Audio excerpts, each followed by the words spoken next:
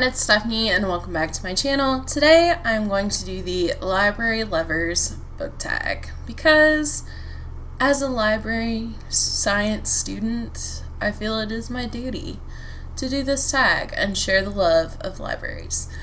I wasn't tagged by anyone specifically, but I watched Angela's video from Literature Science Alliance and Sarah's video from Sarah Hart's books, and they were just really fun and they made me want to do this tag, so here we are. So the first question is, when did you first go to the library or get a library card?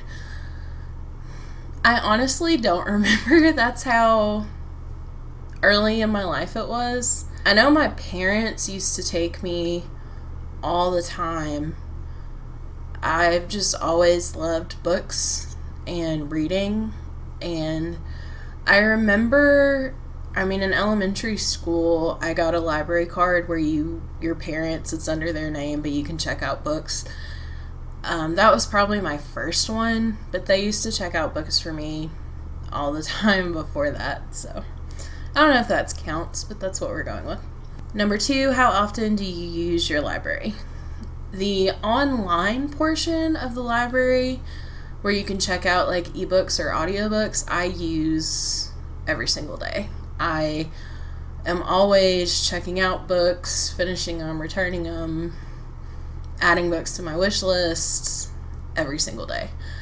The physical library I use quite frequently. Usually what I do is I check out a good amount of books, and then as I'm finishing those, I'll put more on request and then wait until I have a few to pick up and then go pick them up. I really don't spend a ton of time browsing in my library because usually I know what I want, but every once in a while I'll do it if I have some free time and I just want to get out and not go to the store where I'm tempted to buy books. So yeah, but I use my library quite frequently. Number 3, have you ever had a late or lost library book? Lost? No. Late? Yes. I'm really bad sometimes. If I'm on my way home after a long day, I'm like, oh, I'll wait until tomorrow. It's just 25 cents. But that's one of my flaws. But on the plus side, those fees go toward the library, so in a way I'm helping them, even though it keeps someone else from getting their book for a day or two. But I try not to do that, and I've gotten a lot better, but it still happens. Number 5, are you a browser or do you plan what you're taking out? I kind of already talked about this, but usually I plan what I'm taking out. If I'm actually going in and looking around, I'm definitely a browser. If I know what I'm taking out, usually I'll request it online so that I can just run in and pick it up. There's self-checkout stations, and I'm just in and out. Number 6, name a book you took a chance on from the library. I don't even know. I guess I'll say, not a physical book, but an ebook. I tried my first cozy mystery a couple years ago. It was, I think, the Booktown books by Lorna Barrett. I checked out the first book, Murder is Binding, because it really caught my eye. It was about books, and it was set in a town that was centered around books, and I'd never read a cozy mystery before, and I just fell in love with it. Number 8, have you ever taken the same book out multiple times? Yes. Not so much now that I'm older and I have a job and make my own money, because usually if I'm read it and I know I'm going to reread it, I'll end up buying a copy. But when I was a kid or when I was in school, I definitely check out the same book multiple times. I know I checked out a lot of classics multiple times because I read those a lot when I was in middle school and high school.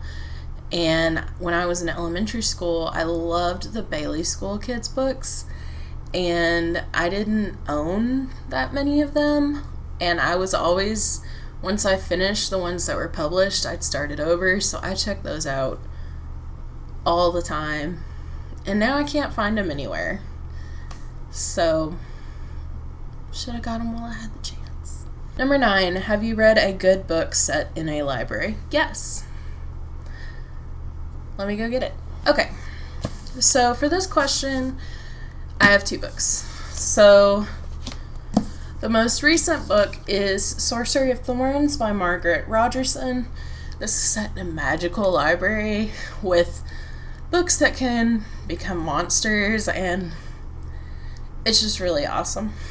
And if you're in the mood for like a cozy mystery, this is the Lighthouse Library Mystery Series by Eva Gates. The first book is By Book or By Crook, and this is set in a restored lighthouse that has been turned into a library, and I wanted to work in that library as soon as I started reading this book.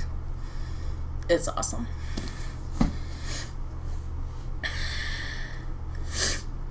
Number 10, have you used your library's ebook and audiobook options? Yes, every day.